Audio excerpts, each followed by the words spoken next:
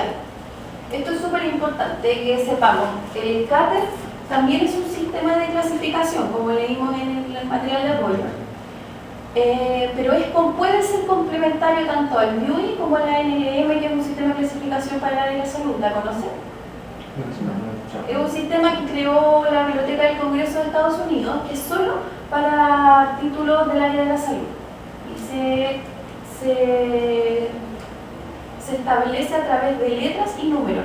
Quiere decir que es una clasificación alfanumérica. En cambio, el DUI es solo numérica, ¿cierto? ¿Se acuerdan que eran solo números? Incluso con decimales, que eran, por ejemplo, 3, 4 puntos y algo. Al tener ese punto decimos con una clasificación decimal. Nosotros vimos solo los 3 primeros dígitos, pero como no tenemos el DUI y los 4 tomos de la edición 21, ustedes pueden verlo en sus trabajos en el caso de que los tengan.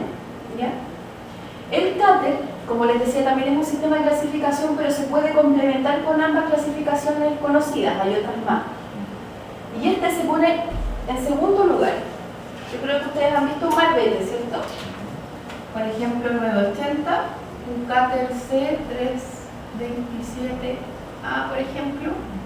Después, ¿qué viene? El año de volumen. ¿Y dónde? Pero volumen, año, un copia. ¿Dónde va la editorial? O sea, la edición, perdón. En el caso de no ser primero.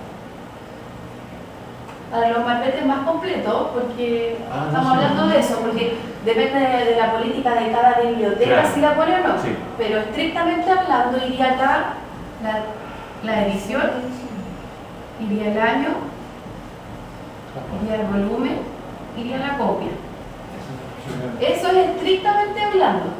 Pero sus bibliotecas son los que deciden. Tal vez, si trabajan en una biblioteca de salud, sería WZ, esto es salud, no sé, 15. Esto es NLM, así se estructura. C327A.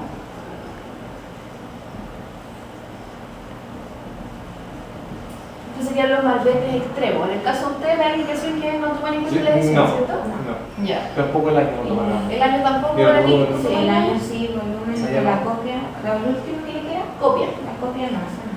¿No es la copia? ¿Y qué haces cuando tienes varios libros copia iguales? No. ¿Nunca El tiene? mismo. Todos juntitos nomás. Sí. Ah, Un distinto registro. ¿Y cuando, por ejemplo, el copia de reserva la toman ustedes? ¿Cómo saben? Con distintos registros, por eso no. Con distinto código de barra. Claro. Claro, pero la estantería no sabes cuál llegó primero y cuál llegó último. Solo No, los tres juntos. Ah, mira. No, por esa no lo conocía. Pero hay otras bibliotecas, por ejemplo, que aquí no va la copia, que la copia va al ladito. También.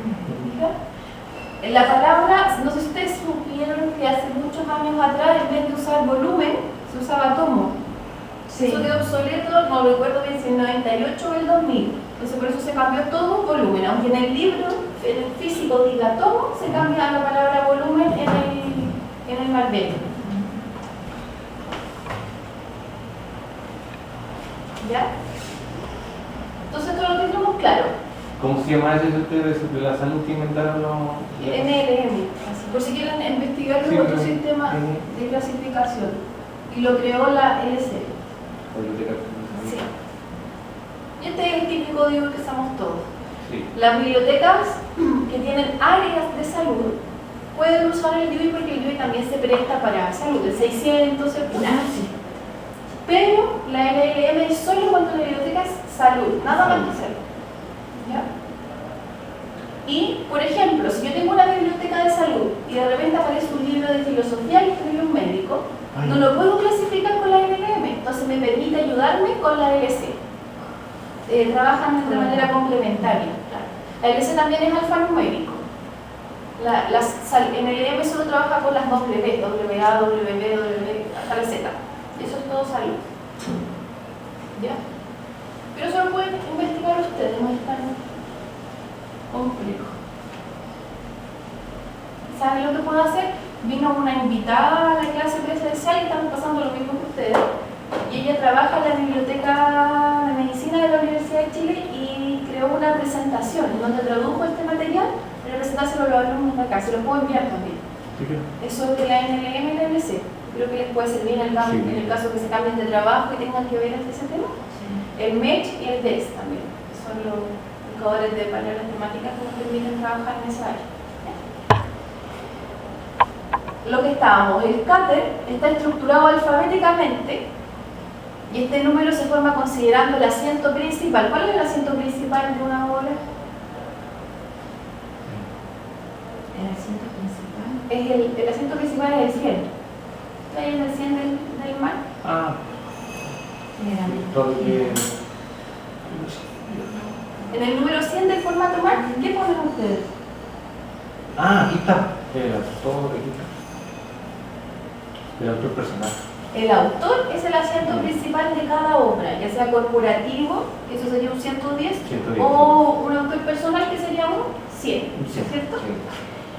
En el caso de no existir un asiento principal, que es súper regular, por ejemplo, el asiento principal no existe cuando no tenemos autor, o no existe cuando hay muchos autores, hay más de 3 autores, y el cáter sí o sí lo debe sacar por el. Sería entonces el título.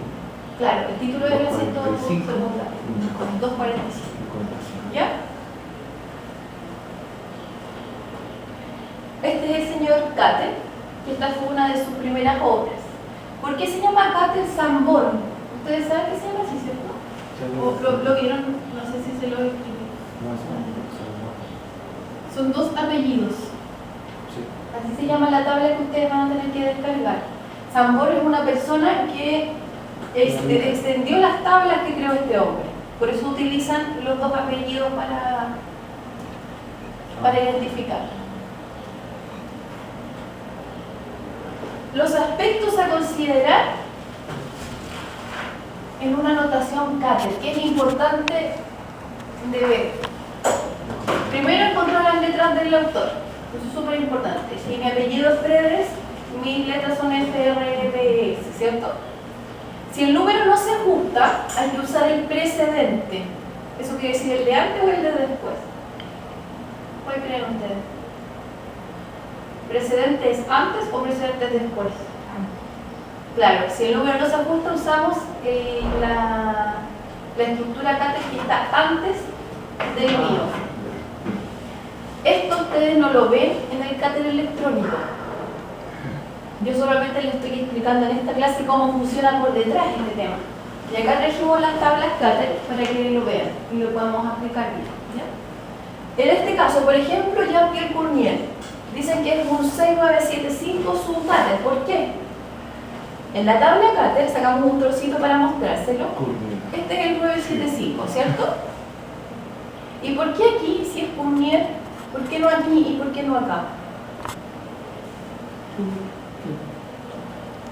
¿Por qué creen ustedes? Es lo más exacto que Es lo más cercano que tenemos al apellido. Cournier es C-U-R-N, las primeras letras, ¿cierto?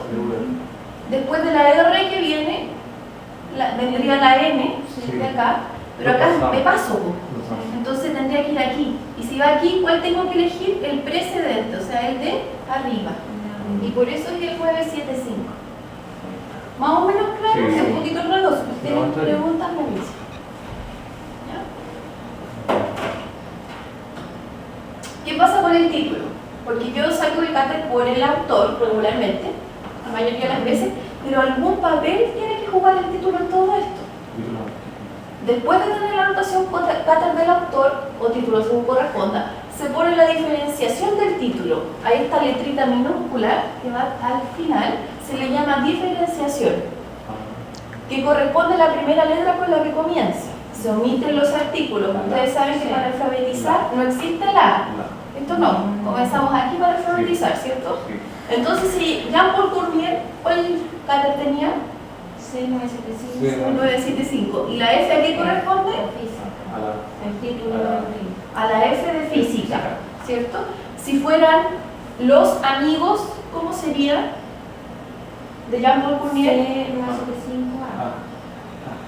Uy.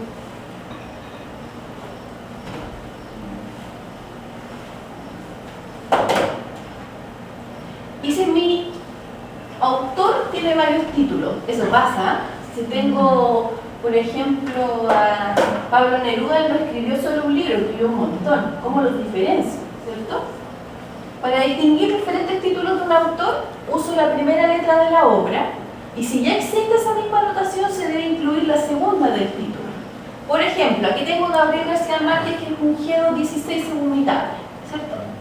Sus obras son, aquí se me corre un poco, El otoño del patriarca, que es G216 y una O. ¿Por qué la O?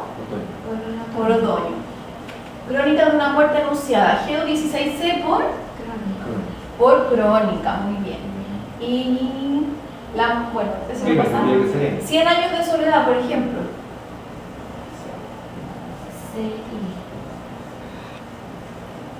¿Cuál es el cáter de Gabriel García Márquez? G216.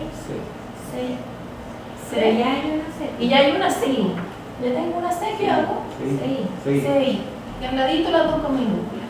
¿Ya? Por ejemplo, una pregunta que surgió en la clase presencial. ¿Y qué pasa si ya clasifiqué y catalogué 100 años de soledad y 2 años después me llego a Crónica de una muerte anunciada? ¿Le sigo poniendo por siempre CI y después la otra C? ¿Cómo sea cuál agregarle la segunda letra? ¿Qué creen ustedes? Lo práctico.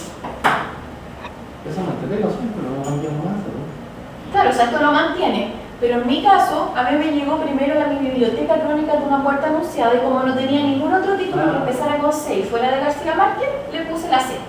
Pero si después me llegan otros con C, les voy agregando la segunda letra. Depende absolutamente del orden de llegada a tu biblioteca. Ahí viene. Permiso. Hola, profesora, ¿cómo están? Bien. Hola, chiquillos. ¿Qué tal?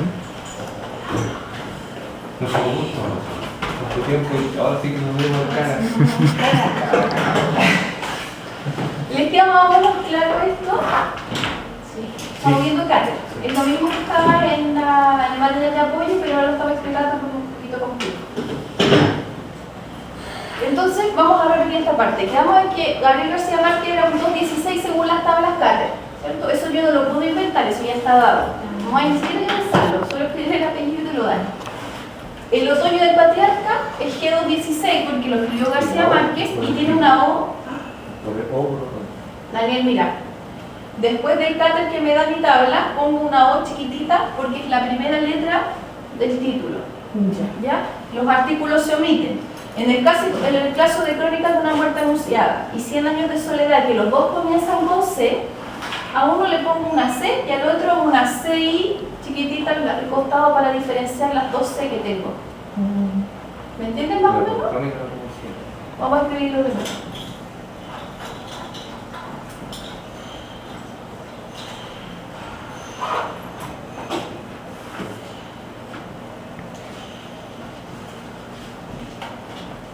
Mira, este es el cáter para el título Crónica de una muerte anunciada de Gabriel García Márquez. ¿Por qué la C?